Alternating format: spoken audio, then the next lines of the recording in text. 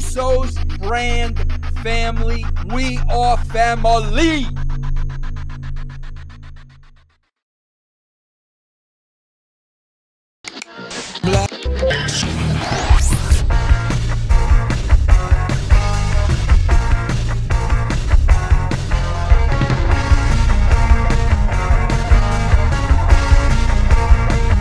Alterna TV. What is going on, everybody? Welcome to another edition of Alterna TV. As always, I'm your host, Brandon Stransky. Before I get started with today's show, which will be a quick little review of the Drunken on Drugs Happy Fun Time Hour, it's got a little bit of news to address. I will no longer be doing the Trailer Park Boys watch-along show with Hambone. He no longer has the time to be able to do it, unfortunately, so I will be looking for a new co-host, or may just try doing it on my own, or possibly even try a new show out. I wish Hambone nothing but the best in what he's doing right now. If you get the chance, please follow him on Twitter. It is his new handle is @HB_show. He's got a new show that he is doing on the Creative Control, I forgot what it's, I think it's the Creative Control Network. Go check it out. Support him. He's a good guy. Wish him nothing but the best.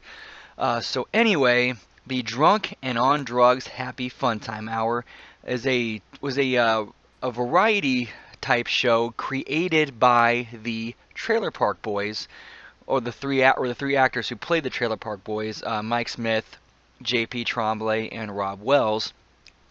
Done in between the runs of the shows. It was actually before they ended up buying the rights to Trailer Park Boys from Mike Clattenburg and the other producers, and just something that they tried to do. It only went 6 episodes, but I thought it was pretty entertaining. I thought it was, unique, different, but looking at it, I'm sure they said it took. I was watching one thing they were talking about. They said it took a ton of time to do, and when you watch it, if you watch it, you'll see what would take so much time for that show, why it would be so time consuming, and why a lot of work and why so much work had to go into it.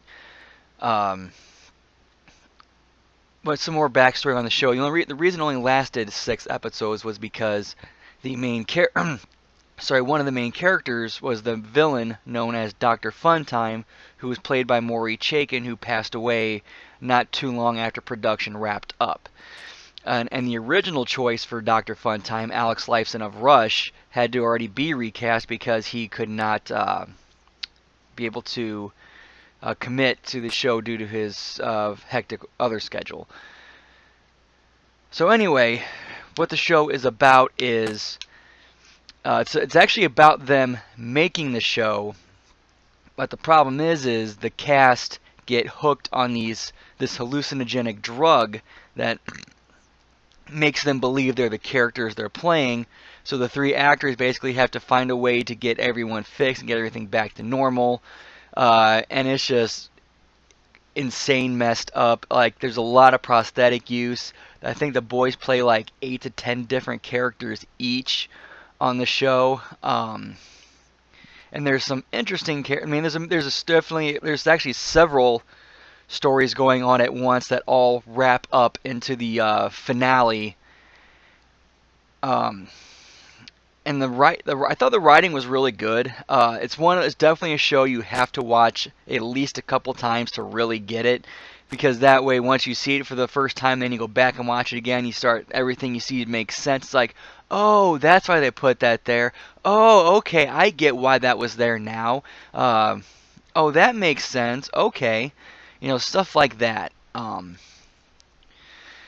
of the characters, I thought Mike Smith was obviously, he's always been the more artistically talented of the 3, and that's not a knock on the other 2 guys. He's just, he's just that much better.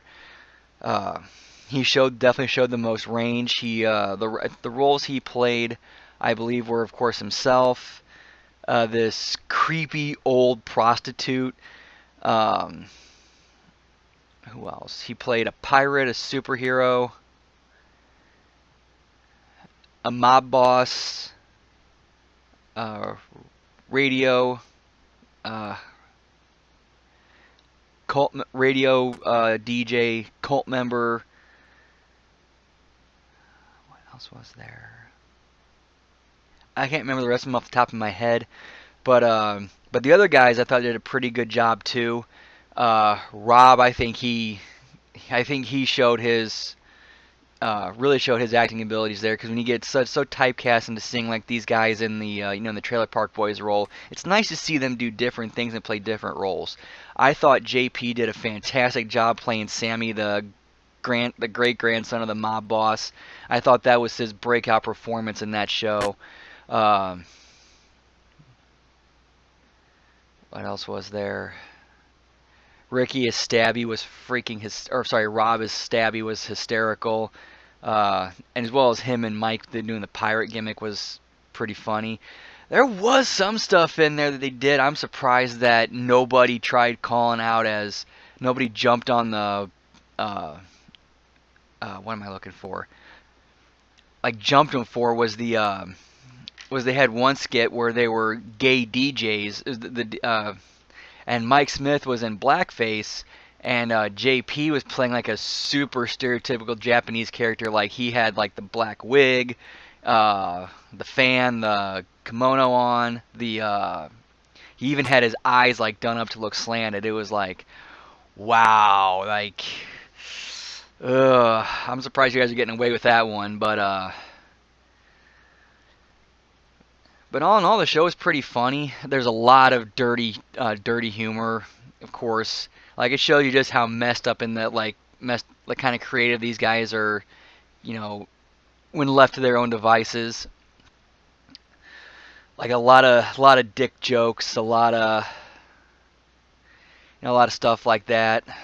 But yeah, it was a funny show.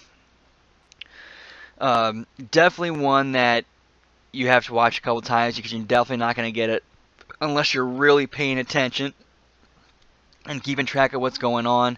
It's really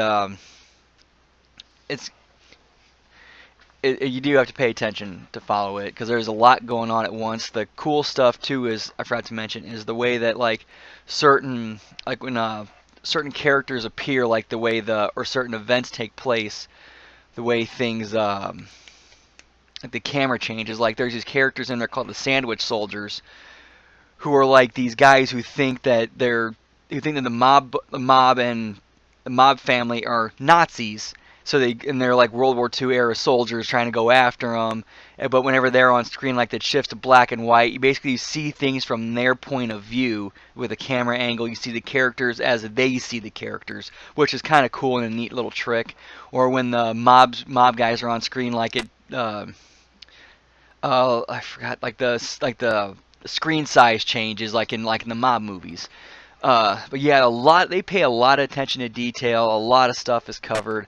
And really good writing. I think it's where they really showed their range as writers, producers, and actors. Definitely go check it out if you get the chance. Drunken on Drugs Happy Fun Time Hour on Netflix. That about wraps it up for this show. I will catch you guys next time. Have a good one.